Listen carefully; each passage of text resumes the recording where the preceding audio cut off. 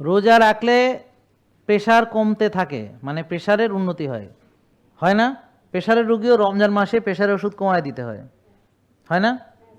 হয় কি? হয়।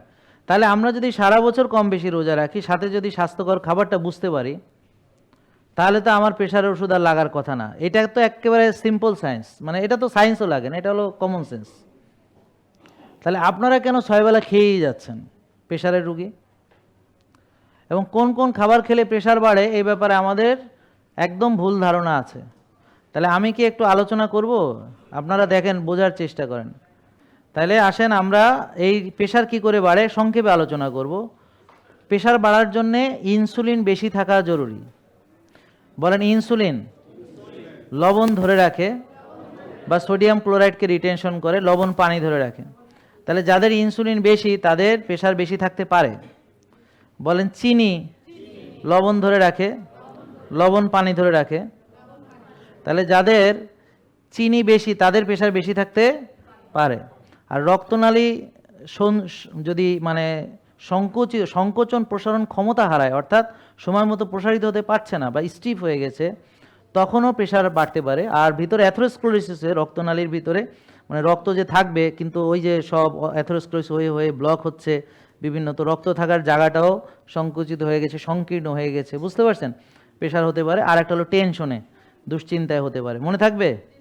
তো এই যে খাবারের সাথে টেনশনেরও সম্পর্ক আছে, বুঝলেন? আর খাবারের সাথে ইনসুলিন বাড়ার সম্পর্ক আছে, খাবারের সাথে সুগার বাড়ার সম্পর্ক আছে। তাহলে তিনটা জিনিস খাবারের সাথে সম্পর্কিত। তাহলে খাবারের সাথে প্রেশারেরও সম্পর্ক আছে। তাহলে আমাকে এমন খাবার খেতে হবে যেটা আমার ইনসুলিন বাড়াবে না, যেটা আমার সুগার বাড়াবে না এবং আমার টেনশন বাড়াবে না, ঠিক? আর মানসিক প্রশান্তির জন্যে ঘাসে হাঁটা, রোদে যাওয়া, শ্বাসের ব্যায়াম করা, আবার রোজা রাখা, বুঝতে পারছেন? রোজা আমার ইনসুলিন সুগার দুটোই কমাতে সাহায্য করে। রোজা আমার প্রদাহ বা ইনফ্লামেশন কমাতে সাহায্য করে। রোজা আমার সেলুলার টক্সিসিটি কমাতে সাহায্য করে এবং রোজা আমার ভেসেলের উন্নতি করতে সাহায্য করে। ভাস্কুলার হেলথ ভালোর জন্যে রোজা আমার এন্ডোথেলিয়াল ড্যামেজ থেকে রক্ষা করতে সাহায্য করে। তাহলে রোজা আমার কতগুলো উপকার করছে খেয়াল করুন। কিন্তু কোন খাবার খেয়ে রোজা রাখতে হবে সেটা জানাটা জরুরি। তাহলে দেখেন, এই যে বোন, উনি যে প্রেশারের রুগী, প্রেশার ওষুধ খাচ্ছে, কিন্তু উনি জানেই না কোন খাবার খেলে প্রেশার বাড়ে, অর্থাৎ কোন খাবার ইনসুলিন বাড়ে, সুগার বাড়ে।